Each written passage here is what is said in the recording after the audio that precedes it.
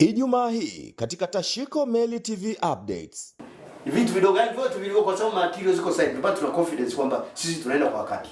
Material ziko site.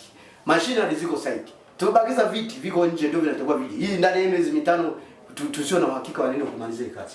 Kwa hiyo tuna uhakika kumaliza hii kazi kwa muda na kwa wakati. Ndiyo, tutakuwa Kigoma katika ziwa Tanganyika. Tutasikia maendeleo ya ukarabati wa meli ya MV Liemba. Mimi naitwa Engineer Elias Kiwara, ni manager mradi katika mradi wa rehabilitation MV Liemba. Sisi ndani zote tunaenda kwa kutumia master plan. Naweza kuonyesha master plan hapa kwetu ilivyo ili uweze kuielewa master plan.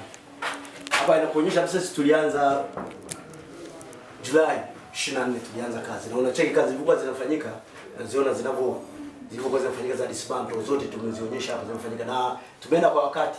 Vitu vyote viko kwa wakati. Mpaka sasa hivi tuko kwenye wakati. Docking yetu tulifanya ya kwanza, ya pili. Ya kwanza tulifanya Aprili 25, tukafanya ya pili hii Oktoba 25. Tukashuka hapa Novemba. Tumekuja sasa hivi ndio tuko kwenye installation. Tunatarajia engine ziwasili. Sasa ziko bandarini. Mhandisi Luteni Kanali Elias Kiwara atatupitisha kujua hatua za mradi huu. Hii uchakavu wa meli, umri wa meli. Ziko meli nyingi zenye umri mkubwa bado zipo. Lakini ziko kwenye maji chumvi. Uchakavu wa mwili wa meli unategemea na mahali inapo operate. Chuma kilichotumika na mahali kinapo operate. Na unavyojua hizo science leo utumika meli mtano na Mjerumani. Wakati Ujerumani ilikuwa mama wa science.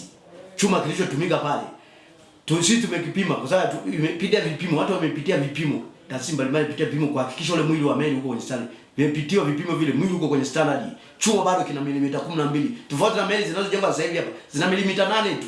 Milimita 8 kwenye bottom hull. Hiki mpaka sasa hivi ina milimita 12. Tashiko Meli TV Updates itakujia kupitia hapa Meli TV. Tukutane basi wakati huo.